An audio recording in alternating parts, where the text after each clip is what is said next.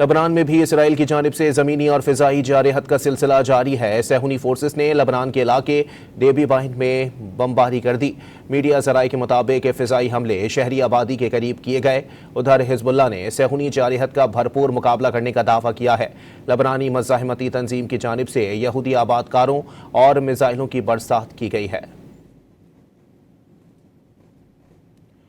आपको बताएं कि लबनान में भी इसराइल की जानिब से ज़मीनी और फ़िज़ाई जारहत का सिलसिला जारी है। सहूनी फोर्सेस ने लबनान के इलाके देबी बाहिन में बमबारी कर दी। मीडिया ज़राए के मुताबिक फ़िज़ाई हमले शहरी आबादी के करीब किए गए।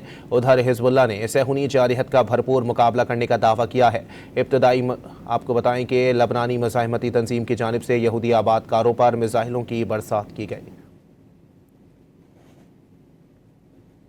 लबनान में भी इसराइल की जानिब से ज़मीनी और फ़िज़ाई जारहत का सिलसिला जारी है। सहूनी फोर्सेस ने लबनान के इलाके देबी बाहिन में बमबारी कर दी।